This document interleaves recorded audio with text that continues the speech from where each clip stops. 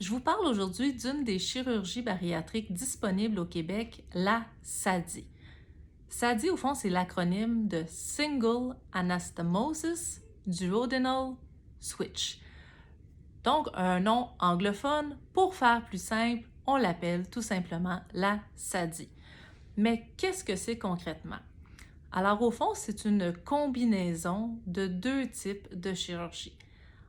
Premièrement, il s'agit d'une gastrectomie verticale. Donc, on effectue exactement une sleeve, ce qui apporte une composante restrictive, donc une diminution des volumes au moment du repas.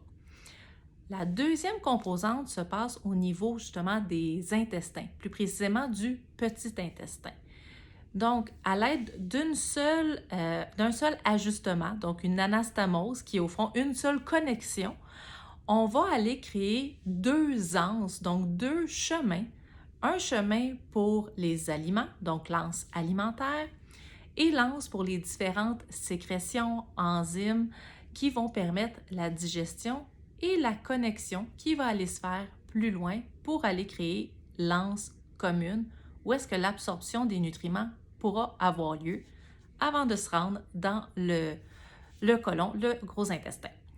Donc, ça permet non seulement d'avoir une composante restrictive au niveau de l'estomac, mais une composante aussi de malabsorption volontaire au niveau de l'intestin.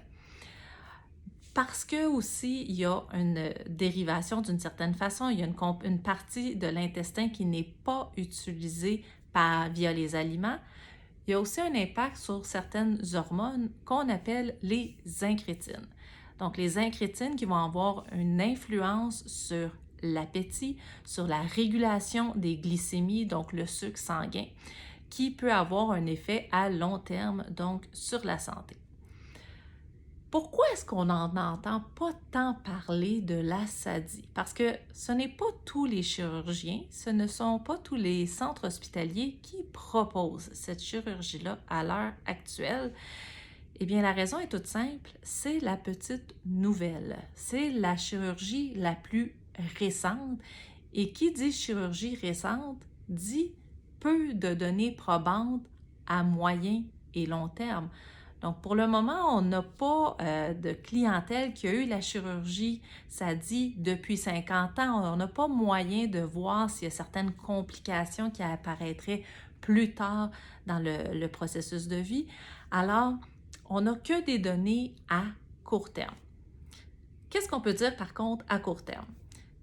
Il y a des avantages très intéressants avec ce type de chirurgie-là.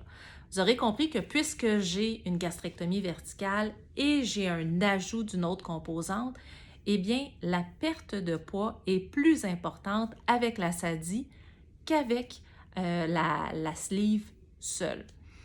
Au niveau de la résolution de certaines comorbidités, eh bien, la SADI a un meilleur taux de rémission sur le diabète que le bypass gastrique. Bypass qui, il n'y a pas si longtemps, était reconnu comme étant la chirurgie la plus pratiquée au monde, qui apportait les meilleurs résultats pour un diabète mal contrôlé. Eh bien, la SADI vient remporter la victoire à ce niveau-là à l'heure actuelle. Un des grands avantages aussi, vous aurez compris, du fait qu'il y a une sleeve, donc qu'il y a une gastrectomie verticale par rapport au bypass, c'est qu'on maintient le pylore gastrique. Donc, l'utilisation du pylore est toujours intacte. Donc, la porte de sortie de l'estomac qui libère les aliments vers l'intestin est encore présent.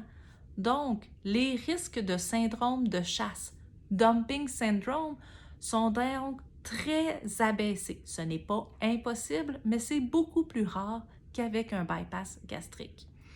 Il faut savoir aussi que les premiers centimètres du petit intestin, donc à ce niveau-là, on parle du duodénum, environ 2 à 3 centimètres sont maintenus suite au pylore. Qu'est-ce que ça change, ça? C'est qu'il y a de l'absorption de différents nutriments qui sont faits de façon plus compétente au niveau du duodénum que dans la dernière partie, donc dans l'anse commune au niveau de l'iléon. Parce que le petit intestin, au fond, se divise en 3 grandes sections. le duodénum, le jéjunum et l'iléon. Le fait qu'une partie du duodénum soit maintenue pour l'absorption diminue le risque de certaines carences nutritionnelles. Donc, jusqu'à présent, la SADI, sur papier du moins, démontre des avantages significatifs par rapport aux autres types de chirurgie disponibles. Ceci étant dit, comme je le mentionnais, parce qu'on a peu de recul, on a peu, il y a peu de patients qui ont eu recours à la SADI, mais deux, malgré les patients qui ont eu recours, on n'a pas encore un énorme recul pour voir à long terme est-ce qu'il y a des problématiques auxquelles on n'aurait pas pensé que certains patients pourraient développer.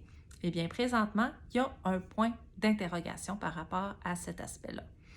Donc, sachez que c'est une chirurgie qui peut être disponible au Québec.